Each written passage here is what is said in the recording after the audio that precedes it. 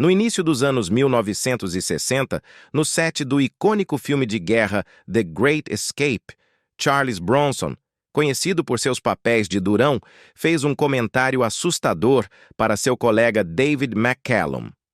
Olhando-o diretamente nos olhos, Bronson disse: "Preste mais atenção na sua esposa, ou eu atirarei de você." Não demorou muito para que esse aviso se tornasse realidade. David e sua esposa, Jill Ireland, se divorciaram em 1967 e no ano seguinte ela se casou com Bronson. Apesar desse começo incomum, os três permaneceram amigos próximos ao longo da vida, até dividindo as responsabilidades de cuidar dos filhos. Mas, por trás do sucesso de Bronson em Hollywood, a tragédia se aproximava. Neste vídeo, exploraremos as mortes comoventes de Charles Bronson e Jill Ireland, cuja história de amor foi marcada por uma profunda devoção e perdas dolorosas. Se você gosta do nosso conteúdo, não se esqueça de curtir este vídeo e se inscrever para mais histórias sobre as estrelas mais inesquecíveis de Hollywood. Ele mentiu sobre sua infância difícil. Charles Bronson, nascido em 3 de novembro de 1921, na pequena cidade mineira de Ehrenfeld, Pensilvânia, surgiu de um começo extremamente difícil para se tornar um ícone de Hollywood. Localizada nas montanhas Allegheny, Ehrenfeld fazia parte de uma região de mineração de carvão onde as condições de vida eram severas. Bronson, cujo nome de nascimento era Charles Buczynski, foi o 11º de 15 filhos de uma família católica romana de ascendência lituana. Seu pai, Walter Buczynski, era um tártaro Lipka de Druskininkai, na Lituânia, enquanto sua mãe, Mary Walinski, nasceu na Pensilvânia de pais imigrantes lituanos. Durante sua infância, a família de Bronson vivia em extrema pobreza. A casa deles era uma cabana simples, com água fria e pouco espaço para a família grande, que dormia em turnos devido ao ambiente apertado. Os trilhos dos vagões de carvão que saíam da mina passavam perto de sua casa, reforçando a ligação da família com a indústria de mineração. A vida na comunidade mineira era cheia de dificuldades, e Bronson, mais tarde, contou muitos desses desafios em entrevistas. Em sua casa, o inglês era raramente falado, uma situação comum para muitas famílias de primeira geração nos Estados Unidos. Bronson e seus irmãos se comunicavam principalmente em lituano, o que o diferenciava de seus colegas. Ele recordava que, mesmo como soldado durante a Segunda Guerra Mundial, seu sotaque era forte o suficiente para que seus colegas muitas vezes pensassem que ele era estrangeiro. Além do inglês e do lituano, ele também conseguia falar russo, graças às raízes de sua família na Europa Oriental. Bronson tinha uma relação complicada com seu pai, Walter. Em uma entrevista de 1973, ele compartilhou que nunca conheceu muito bem seu pai e não tinha certeza se o amava ou odiava. O que ele lembrava mais vividamente era que, sempre que sua mãe anunciava a chegada do pai, todos os filhos se escondiam. Em 1933, quando Bronson tinha apenas 12 anos, seu pai morreu de câncer, deixando a família ainda mais na miséria. Sem escolha, Bronson teve que entrar no mercado de trabalho cedo. Ele primeiro conseguiu um emprego no escritório da mina e depois trabalhou nas próprias minas de carvão, ganhando $1 por cada tonelada de carvão que extraía. Às vezes, ele trabalhava em turnos duplos, ganhando meros $1 por semana, um valor que equivaleria a cerca de $24 atualmente. Trabalhar nas minas era perigoso, desabamentos eram frequentes e Bronson, junto com seu irmão, frequentemente assumia a perigosa tarefa de remover tocos, grandes pedaços de carvão que bloqueavam os caminhos da mina. A Grande Depressão atingiu a família Bronson com força. Eles sofreram com uma pobreza extrema, frequentemente ficando sem comida. Bronson lembrava que sua mãe não podia comprar leite para sua irmã mais nova, que, em vez disso, recebia chá quente. Ele próprio teve que usar o vestido de sua irmã para ir à escola, pois a família não tinha roupas adequadas. Bronson foi o primeiro membro da família a se formar no ensino médio, mas sua educação teve um alto custo. Aos 10 anos, ele já trabalhava nas minas ao lado de seus irmãos mais velhos. Suas experiências lá o deixaram com cicatrizes físicas e emocionais.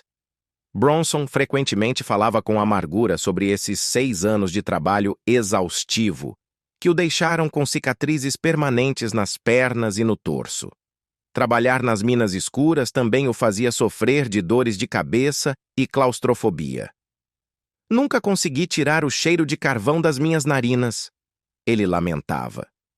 Para lidar com o estresse, ele começou a fumar aos 9 anos de idade. Apesar do trabalho árduo, as circunstâncias de Bronson começaram a mudar quando ele se alistou na Força Aérea dos Estados Unidos durante a Segunda Guerra Mundial, em 1943. Ele serviu no 760 graus, Esquadrão de Treinamento de Artilharia Flexível, e mais tarde, como artilheiro aéreo em um Boeing B-29 Super Fortress, com o 61º Esquadrão de Bombardeio, parte do 39º Grupo de Bombardeio.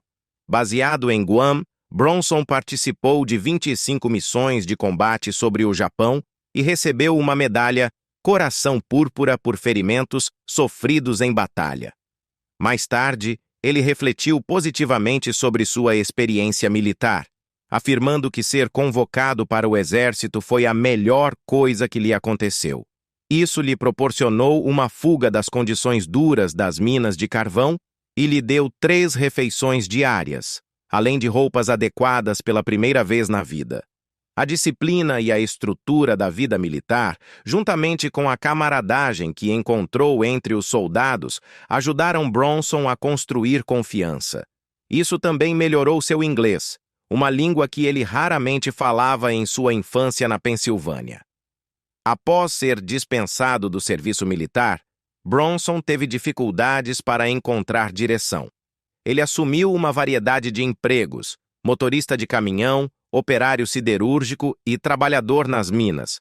Mas nenhum desses ofícios parecia adequado para ele. Foi somente quando encontrou um grupo de atores em Atlantic City que seu interesse por atuação foi despertado. Essa nova paixão o levaria eventualmente a Hollywood e ao estrelato. Mas o caminho não foi fácil. Conforme sua carreira florescia, Bronson tornou-se conhecido por sua persona de durão, frequentemente interpretando personagens robustos em filmes de faroeste e de ação. Apesar de sua fama, ele era conhecido por embelezar ou até inventar partes de sua história pessoal, criando mitos que acrescentavam à sua imagem pública misteriosa e intimidadora. Segundo Brian D'Ambrosio, autor de Menacing Face Worth Millions, A Life of Charles Bronson, o ator gostava de enganar jornalistas ingênuos, promovendo histórias exageradas sobre sua infância. Às vezes ele afirmava que não falava inglês no ensino médio, que sua mãe o vendeu para viajantes ou que precisou frequentar a escola usando roupas de sua irmã. Embora essas histórias aumentassem a lenda de Charles Bronson, pessoas próximas a ele, incluindo sua primeira esposa, Harriet Tendler, as desmentiam. Essa história de Charlie usando vestidos é absolutamente ridícula, disse Tendler uma vez, acrescentando que seus irmãos frequentemente brincavam sobre seus contos exagerados de dificuldades. Mesmo após alcançar o sucesso, Bronson continuava a contar histórias fantasiosas. Ele afirmava ter sido preso 2 vezes, embora não haja registros para confirmar isso, e até relatou uma história de ter sido baleado por um policial em um trem de carga, apenas para sair milagrosamente ileso, porque a bala caiu sozinha. Embora algumas dessas histórias fossem claramente exageradas, era inegável que seu serviço militar havia sido um ponto de virada em sua vida. As experiências de guerra de Bronson, embora raramente discutidas publicamente, o marcaram profundamente. O livro de Paul Talbot, de 2015, Bronson's Loose Again, On the Set with Charles Bronson, revelou que Bronson se envolveu em uma briga séria enquanto treinava com o 760º Esquadrão de Treinamento de Artilharia Flexível no Arizona. Depois que um sargento iniciou uma briga com ele, Bronson reagiu jogando-o no chão, acreditando que, se não o golpeasse diretamente, evitaria punição. No entanto, o sargento quebrou o braço ao cair, e Bronson foi sentenciado a 6 meses de trabalho forçado, que incluía carregar pedaços de carne para o refeitório e retirar latas de lixo. Empreitada impressionante, mas não reconhecida, na atuação. Após ser dispensado com honras do Exército em 1946, Charles Bronson trabalhou em uma série de empregos variados, como padeiro na Filadélfia e chamador de bingo em um pier de diversões em Atlantic City. Sua carreira deu uma guinada decisiva quando decidiu seguir a carreira de ator, mudando-se para Nova York em 1948 ao lado de outro ex-militar, Jack Klugman. Os dois alugaram um quarto modesto e lutaram para conseguir trabalhos de atuação. Klugman mais tarde relembrou como Bronson, então um ator passando por dificuldades, muitas vezes vendia seu sangue por $5 para conseguir sobreviver.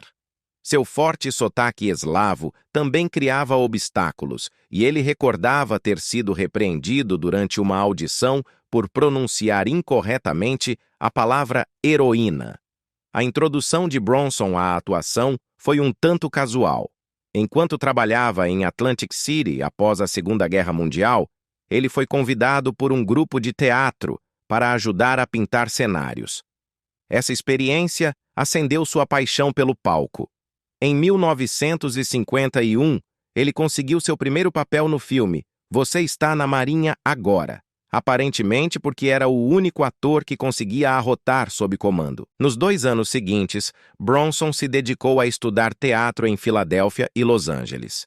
Embora inicialmente conseguisse apenas papéis pequenos, muitas vezes interpretando punks, trabalhadores da construção civil e lutadores, seu visual único e voz marcante o destacavam.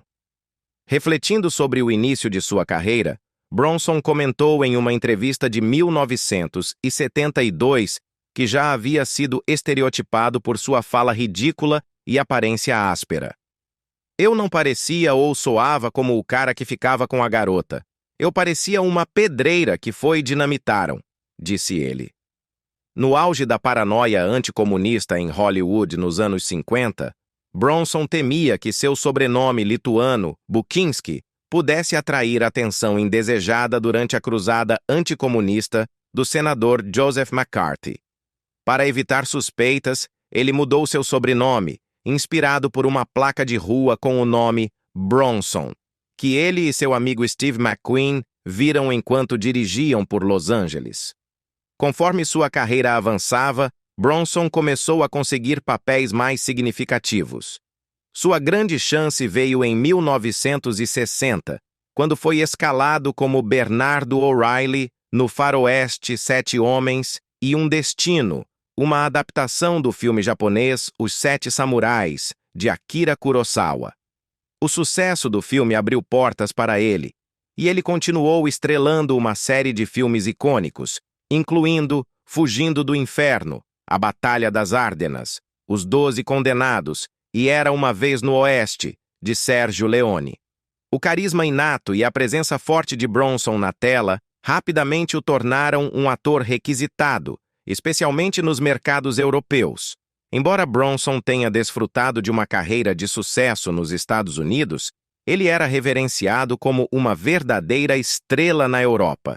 Na Itália, ganhou o apelido de Il Brutto, o Feio, e na França, foi celebrado como um dos monstres sacrés do cinema. Seus filmes frequentemente tinham um desempenho melhor internacionalmente do que no mercado doméstico, e no Japão, sua popularidade era tão grande que seu nome aparecia em letreiros que se estendiam por quadras inteiras da cidade. Apesar das críticas de que ele carecia de versatilidade como ator, o apelo duradouro de Bronson estava em sua representação do trabalho árduo e da perseverança, qualidades que refletiam sua infância difícil. Nascido Charles Bukowski, ele enfrentou grandes dificuldades e renasceu como Charles Bronson, uma figura icônica do cinema americano. Um dos papéis mais famosos de Bronson foi o de Paul Kersey na série Desejo de Matar, um personagem que refletia muito de sua persona na vida real. Os filmes, centrados em um homem em busca de justiça vingativa após sua família ser atacada, ecoavam as próprias experiências de Bronson, com dificuldades e injustiças. Sua interpretação ressoou com o público, consolidando ainda mais sua reputação como uma figura forte e implacável na tela. O diretor Michael Winner teve um papel fundamental na formação da carreira de Bronson, particularmente por meio da franquia Desejo de Matar. Curiosamente, Winner teve um breve relacionamento com a futura esposa de Bronson, Jill Ireland, que pediu ao diretor que mantivesse em segredo o passado entre eles por receio. Winner dirigiu Bronson em vários filmes, incluindo A Terra de Chato, O Mecânico e O Assassino a Preço Fixo, antes de lhe oferecer o papel de Paul Kersey em Desejo de Matar, convencido de que a fúria reprimida de Bronson o tornava perfeito para o papel. Lançado em 24 de julho de 1974, Desejo de Matar se tornou um sucesso controverso. A interpretação de Bronson como o vingativo Paul Kersey, que assume a justiça com as próprias mãos após o assassinato de sua esposa e o ataque à sua filha, impactou profundamente o público. Inicialmente, o papel havia sido recusado por grandes estrelas, como Clint Eastwood, Burt Lancaster e George C. Scott. Até o agente de Bronson, Paul Conner, o aconselhou a não aceitar o papel, temendo que o filme pudesse inspirar casos reais de vigilantismo. O próprio Bronson inicialmente hesitou, achando o personagem muito fraco. No entanto, após discutir o roteiro com o diretor Michael Winner, ele foi convencido e afirmou, de forma famosa, "Eu gostaria de fazer isso." Embora, inicialmente, ele se referisse a atirar em assaltantes e não a estrelar o filme.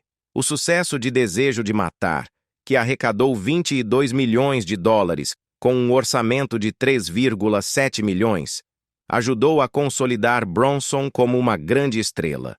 O filme foi baseado no romance de Brian Garfield, de 1972, mas Garfield mais tarde criticou a adaptação, argumentando que a escolha de Bronson tornava previsível que Kersey recorreria à violência desde o início. Mesmo assim, o diretor Michael Winner defendeu o filme e ignorou as objeções de Garfield. Ao longo de sua carreira, Bronson foi amplamente ignorado pelas principais premiações. Recebeu apenas algumas indicações e ganhou poucos prêmios, incluindo uma indicação ao Primetime Emmy em 1961 e um prêmio Henrietta do Globo de Ouro, que dividiu com Sean Connery. Apesar da falta de reconhecimento formal, a influência de Bronson na indústria cinematográfica e seu legado como um dos durões mais icônicos do cinema permanecem indeléveis. Ele foi, em todos os sentidos, um símbolo de coragem e determinação, tanto na tela quanto fora dela. O vilão, aos olhos de seus colegas de elenco, Charles Bronson, tinha a reputação de ser intenso, silencioso e, às vezes, genuinamente intimidador. O crítico de cinema Roger Ebert comentou que, enquanto atores como Clint Eastwood, Robert Mitchum e Lee Marvin retratavam personagens violentos de forma convincente, Bronson exalava uma ameaça única e autêntica. Sua aparência dura parecia verdadeira, acompanhada de uma aura de constante frustração, muito disso decorrente do lento reconhecimento de seu talento por Hollywood. As dores e dificuldades que ele havia enfrentado estavam profundamente enraizadas, e ele costumava canalizar isso em seus papéis, o que às vezes levava a comportamentos voláteis. Fora das telas, Bronson tinha um comportamento taciturno que refletia seus personagens. Ele era conhecido por suas respostas secas, falando o mínimo possível nas entrevistas. Quando perguntado, em 1974, sobre a filosofia por trás de seus filmes, Bronson respondeu secamente: "Eu nunca falo sobre a filosofia de um filme. Isso nunca surgiu. E eu não falaria sobre isso com você. Eu não falo demais sobre nada. Eu me divirto mais com meus próprios pensamentos do que com os pensamentos dos outros." Nem todos achavam fácil trabalhar com Bronson. Seu colega de elenco em Fugindo do Inferno, James Garner, teve uma relação particularmente difícil com ele, descrevendo Bronson como amargo e agressivo. Garner lembrou um incidente durante um jogo de pôquer em sua casa, onde Bronson tentou retirar uma aposta tarde demais. Garner o obrigou a pagar, o que causou uma briga que quase se tornou física. Bronson, ressentido, prometeu nunca mais trabalhar com Garner. Apesar disso, os dois eventualmente restabeleceram a relação, embora Garner tenha admitido mais tarde: "Acho que Charlie guardou rancor. Eu sei que guardei." Os desentendimentos de Bronson não se limitavam aos sets de filmagem. Em uma entrevista para a Esquire, Bronson disse que, se alguém ferisse sua família, ele seria capaz de matar. Quando Johnny Carson questionou a decisão da revista de publicar tal declaração, Bronson respondeu simplesmente: "Porque foi o que eu disse." Conhecido por suas declarações polêmicas, ele também afirmou em 1972 que deixaria os IUA se os objetivos da liberação feminina fossem alcançados, declarando que as mulheres nunca poderiam ser iguais aos homens. Bronson tinha pouca paciência para repórteres que ele considerava invasivos. Quando Stephen Whitney publicou, em 1975, uma biografia não autorizada intitulada Charles Bronson Superstar: The Real Man Behind the Rock Hard Macho Image, Bronson ficou furioso. Sua ex-esposa, Harriet Bronson, recordou que ele tentou comprar todas as cópias para impedir a distribuição, especialmente porque o livro continha detalhes desfavoráveis sobre sua então esposa, Jill Ireland. A hostilidade do ator também se estendia aos críticos. Bronson comentou certa vez: "Nós não fazemos filmes para críticos, pois eles não pagam para assisti-los de qualquer maneira." Ele guardava um rancor especial contra o crítico Jay Cox, que havia feito uma crítica negativa de O Assassino a Preço Fixo. Bronson declarou ameaçadoramente: "De um jeito ou de outro, mais cedo ou mais tarde, eu vou pegar esse cara. Não fisicamente, mas eu vou pegá-lo." Seu temperamento explosivo não passava despercebido por sua esposa, Jill Ireland, que o mencionou de forma bem-humorada em 1972, durante uma participação no The Dick Cavett Show. Bronson criticou duramente o diretor Nicholas Gessner durante as filmagens de Um Estranho no Meu Quarto, chamando-o de um diretor suíço obtuso, apesar de Gessner ser húngaro, e dizendo que ele arruinou o filme. Ireland brincou que Bronson tinha agarrado Gessner pelo pescoço e lhe dado uma boa sacudida. A reputação de Bronson como alguém difícil de lidar era amplamente conhecida em Hollywood. O diretor Michael Winner, que frequentemente colaborava com ele, reconheceu que Bronson costumava perder o controle no set e até bater em pessoas. O próprio Bronson admitiu que achava a maioria dos diretores difíceis, acusando-os de se entregarem ao que ele chamava de besteira de Hollywood. Ele foi ainda mais longe em uma entrevista, chamando os produtores de cretinos e os diretores de idiotas, afirmando que a maioria das pessoas na indústria só se importava com dinheiro. Bronson também tinha pouco respeito pelos atores mais jovens, que ele desconsiderava como cheios de besteira. Em uma entrevista de 1977 ao The Washington Post, Bronson afirmou: "Eu posso interpretar o personagem melhor por causa da minha experiência, por causa das coisas pelas quais passei." Ele criticou atores como Robert De Niro, Sylvester Stallone e Al Pacino, dizendo: "Eles são todos iguais. Eles até se parecem." Bronson também não tinha interesse em prêmios, chegando a chamar as indicações ao Oscar de um monte de bobagem. Apesar de sua personalidade abrasiva, o estilo de atuação de Bronson se alinhava perfeitamente com sua persona durona. Ele se descreveu uma vez como apenas um produto, como uma barra de sabão, para ser vendido da melhor forma possível. Suas atuações carregavam a aura de um homem endurecido pelas dificuldades da vida, alguém que não tinha mais nada a perder. Características que ressoavam com o público, pois refletiam sua própria história. Essa persona, embora distante da atuação sofisticada de um Marlon Brando, foi suficiente para impulsionar Bronson à fama duradoura. Estava claro que, para ele, menos era mais, tanto dentro quanto fora das telas. A confissão de sua filha mudou tudo. Embora Charles Bronson fosse frequentemente visto como uma figura dura e intimidadora, aqueles próximos a ele conheciam um homem de profunda compaixão, especialmente em relação à família. Por trás da persona endurecida, havia um coração capaz de um imenso amor e generosidade. Esse lado mais suave de Bronson se tornou particularmente evidente quando ele adotou Katrina Holden, uma menina de 11 anos cheia de vida, cujo mundo desmoronou quando sua mãe, Hilary Holden, faleceu repentinamente devido a um ataque cardíaco.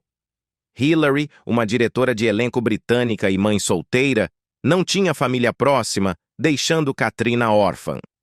A decisão sobre quem cuidaria dela ficou entre duas famílias, Charles Bronson e sua esposa, Jill Ireland, ou minha esposa, Blackie, e eu. Apesar de já ter vários filhos, Bronson surpreendeu a todos ao se oferecer com entusiasmo.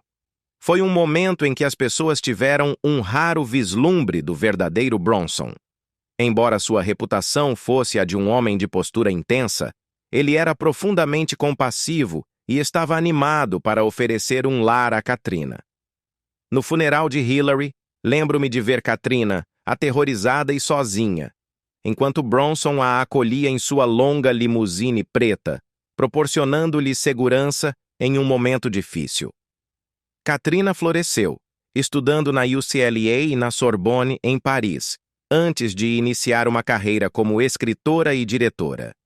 Em 2001, ela recebeu reconhecimento no Festival de Cinema de Malibu, ganhando o prêmio de diretora emergente por seu curta-metragem Righteous Indignation, um projeto que destacava seu talento e espírito. Bronson, normalmente reservado, estava visivelmente emocionado no evento, irradiando orgulho pelas conquistas da filha. Triste partida. A saúde de Charles Bronson começou a se deteriorar no final dos anos 1990, levando-o a se aposentar da atuação após uma cirurgia de substituição do quadril em agosto de 1998. Em 30 de agosto de 2003, aos 81 anos, ele faleceu no Cedars-Sinai Medical Center, em Los Angeles. Embora se especulasse amplamente que Bronson havia morrido de pneumonia e doença de Alzheimer, essas causas não foram mencionadas em seu atestado de óbito.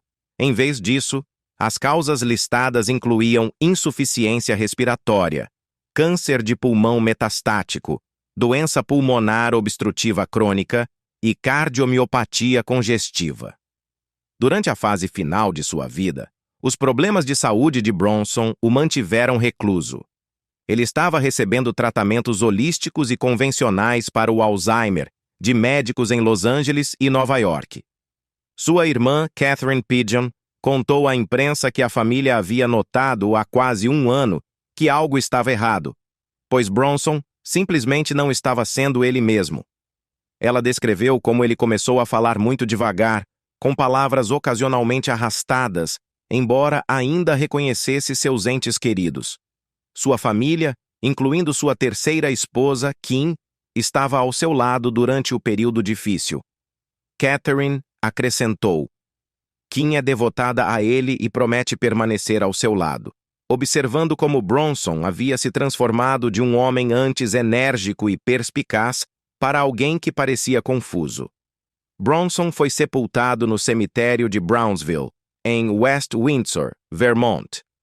Ao longo dos anos, muitos de seus fãs mais dedicados visitaram o local para prestar suas homenagens. Após sua morte, vários jornais, incluindo o New York Times, noticiaram incorretamente que seu serviço militar se limitava a dirigir um caminhão de entregas no Arizona. Seus antigos colegas de guerra, no entanto, rapidamente corrigiram isso, afirmando que Bronson havia sido de fato um herói de guerra, levando à publicação de retratações pela mídia. A mulher que ele mais amava, a reputação de Charles Bronson sempre o precedeu.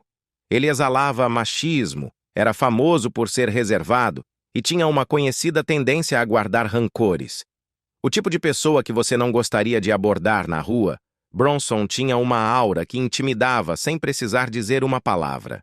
Seus papéis em filmes icônicos como Desejo de Matar, Era uma Vez no Oeste e Sete Homens e Um Destino solidificaram sua imagem como uma figura robusta e direta, com um olhar penetrante. Apesar de sua fama de ator sisudo e difícil, que não se importava muito com seus colegas, Bronson tinha um lado mais suave, algo que foi felizmente descoberto por Jill Ireland. No início dos anos 1960, enquanto a era de ouro de Hollywood estava chegando ao fim, Bronson ainda era casado com Harriet Tendler, uma mulher que estava ao seu lado desde que se conheceram em uma escola de atuação na Filadélfia. Segundo o livro de memórias Charlie and Me, Tendler e Bronson vinham de mundos muito diferentes.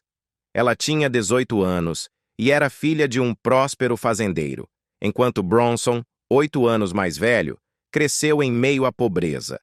Apesar das diferenças, eles se aproximaram e Tendler sustentou os dois durante os primeiros anos como atores em busca do sucesso. Quando Bronson finalmente conseguiu sua grande chance em Fugindo do Inferno, foi um marco em sua carreira, mas também o início do fim de seu casamento. No set, Bronson trabalhou ao lado de grandes estrelas como Steve McQueen, James Garner e James Coburn. Mas o que realmente mudou sua vida foi conhecer Jill Ireland, esposa de David McCallum, que havia visitado a produção.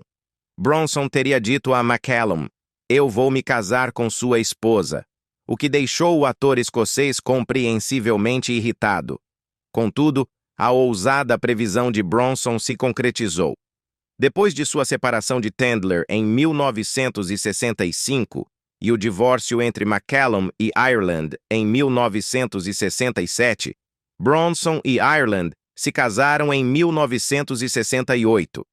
Apesar do início tumultuado, Bronson e McCallum eventualmente se reconciliaram, e o que se seguiu foi uma das parcerias mais produtivas e duradouras de Hollywood. Bronson e Ireland não só encontraram o amor, mas formaram uma parceria que rendeu 16 filmes juntos. O estrelato em ascensão de Bronson garantiu que Ireland fosse escalada para muitos de seus projetos, seja como sua protagonista ou em papéis significativos. Embora Ireland nunca tenha alcançado o nível de fama de Bronson, ele fez questão de dar a ela muitas oportunidades. De papéis pequenos, como seu papel como acompanhante de Robert Mitchum em Villa Rides, até partes mais importantes como Maria Reina Valachi em Os Valachi, a carreira cinematográfica de Ireland floresceu ao lado do marido. Sua última colaboração, Assassinato, marcou o fim de sua jornada profissional juntos. De todas as colaborações, talvez a mais memorável tenha sido From Noon Till Three, uma comédia romântica de faroeste que permitiu a Ireland brilhar. Na maioria dos filmes, Bronson dominava a tela, enquanto Ireland frequentemente interpretava papéis secundários, uma donzela em perigo, uma femme fatale ou uma personagem coadjuvante que impactava sua jornada. Mas em From Noon Till Three, a personagem de Ireland, Amanda, assumiu o papel principal, dando vida a um filme que, de outra forma, poderia ter passado despercebido. Era como se Bronson tivesse dado à sua esposa um presente, oferecendo-lhe a oportunidade de mostrar seu talento como atriz de uma maneira que destacava sua profundidade como intérprete. O papel de Ireland no filme refletia seu papel na vida de Bronson. Ela era o coração e a alma do casamento deles, um farol de calor em meio à postura muitas vezes severa de Bronson. Sua história de amor, tanto na tela quanto fora dela, revelou um lado mais suave de Bronson que poucos tiveram a chance de ver. Juntos, eles foram um dos casais poderosos mais celebrados de Hollywood, com cada filme solidificando ainda mais seu status. Mas, quando pareciam estar no auge, a tragédia os atingiu, e sua vida idílica foi repentinamente obscurecida por notícias devastadoras. Jill Ireland, conhecida por sua gentileza e calor, permaneceu inabalável ao lado de Charles Bronson, enquanto eles criavam sua filha adotiva, Katrina. No entanto, a vida familiar deles foi marcada por uma tragédia profunda. Em 1990, Jill faleceu após uma longa batalha contra o câncer, e um ano antes, o casal havia perdido o filho, Jason McCallum Bronson, devido a uma overdose de heroína aos 27 anos. Jason havia sido adotado ainda bebê por Ireland e seu primeiro marido, o ator David McCallum. Após o casamento de Ireland com Charles Bronson, Jason foi criado em Bel Air, mas enfrentou problemas com drogas durante grande parte de sua vida. Ele foi encontrado morto no chão do banheiro de seu apartamento, trancado por sua namorada, Tracy Messina, que ficou preocupada quando Jason não apareceu para buscá-la no trabalho, como haviam combinado. O escritório do legista de Los Angeles determinou que sua morte foi uma overdose acidental resultante de uma combinação de drogas. Os investigadores relataram que o corpo parcialmente vestido de Jason não apresentava sinais de ferimentos e não havia suspeitas de crime. As drogas em seu sistema haviam sido ingeridas e injetadas, embora as substâncias específicas não tenham sido divulgadas imediatamente. A batalha de Jason contra o vício foi discutida abertamente por sua mãe, Jill Ireland, em um livro publicado no início daquele ano. Apesar de ter passado por vários tratamentos, Jason continuou a lutar. Seu médico, Dr. Howard Mark, afirmou que na última vez que o viu, Jason parecia lúcido e aparentemente estava livre das drogas há várias semanas. Ela partiu tragicamente deste mundo. Em 1984, Jill Ireland recebeu uma notícia devastadora, fora diagnosticada com câncer de mama. Fiel ao seu espírito resiliente, ela enfrentou a doença com uma coragem extraordinária por 6 anos.